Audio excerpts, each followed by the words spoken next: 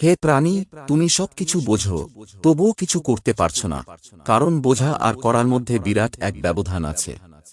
জ্ঞান তোমাকে সচেতনতা দেয়, কিন্তু কর্মের জন্য চাই সংকল্প, সাহস এবং শূন্যের মতো নির্ভীকতা। আমি শিব, সৃষ্টির সেই বিনাশী নৃত্যকার, যে সমস্ত বিশ্ব রহস্য জানে, তবুও নীরব হয়ে থাকে, কারণ সময়ের আগে কোনো কর্ম ফলপ্রসূ হয় না। কখনো কখনো স্থিতি বজায় রাখাই শ্রেষ্ঠ কাজ। স্মরণ রেখো, বোঝা তোমাকে ক্লান্ত করতে পারে, অথচ কর্ম তোমাকে মুক্তি দেয়। তাই শুধু জেনে থেমো না, নিজের ভিতরের শক্তিকে জাগাও। ভয় পেও না। যে নির্লিপ্ত হয়ে সব বোঝে, সেই সঠিক সময়ে সব করতে পারে। নিজের অন্তরের শিবতত্ত্বে স্থিত হও। তখনই তোমার জ্ঞান হবে শক্তি, আর শক্তি হবে কর্মের রূপ। কারণ শিব বলছেন, বাহ্যিকভাবে নীরব থেকো, কিন্তু অন্তরকে জাগ্রত রেখো।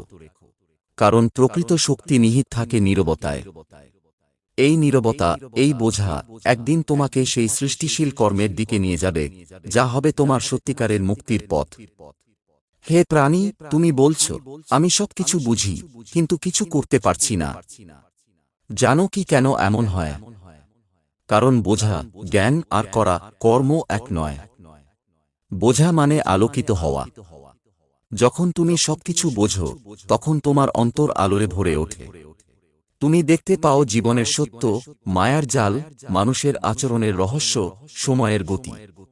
কিন্তু এই বোঝা অনেক সময় তোমাকে স্থির করে ফেলে, যেন গভীর নদীর মতো, যার জল নিস্তরঙ্গ।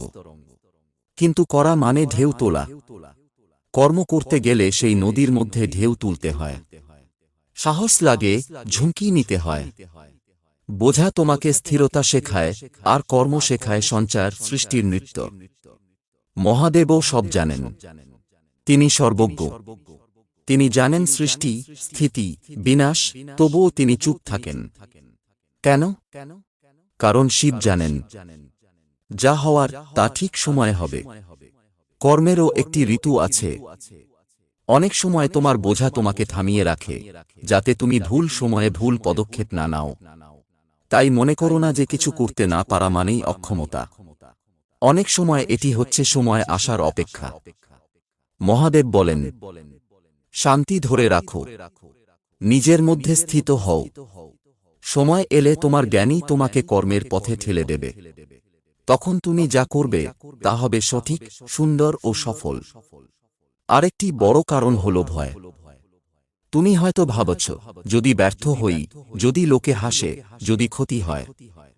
শিব বলেন, যা হারাবার নয়, তা হারাতে ভয় কিসের? আর যা হারাতে পারো, তা ধরেই রাখবে কেন? জীবনে বোঝা আর করা, দুই দরকার।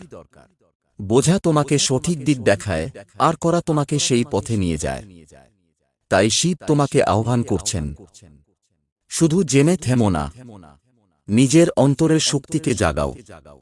নির্লিপ্ত থেকেও সঠিক সময়ে ঝাঁপিয়ে পড়ো। তখন জ্ঞান হবে তোমার অস্ত্র, আর কর্ম হবে তোমার মুক্তির সেতু। মহাদেবের বাণী মনে রেখো, নীরবতার মধ্যেই থাকে সবচেয়ে বড় বজ্রনাদ। আর জ্ঞানের গভীরতায় জন্ম নেয় অদম্য কর্মশক্তি। এইভাবেই সবকিছু বোঝা, কিন্তু কিছু করতে না পারা, এটি কোনো দুর্বলতা নয়। এটি অনেক সময় মহাশক্তির প্রস্তুতি। নিজের অন্তর্দৃষ্টি জাগ্রত রাখো। সময় এলে তুমি শিবের মতোই নৃত্য শুরু করবে, সৃষ্টির, পরিবর্তনের, মুক্তির নৃত্য।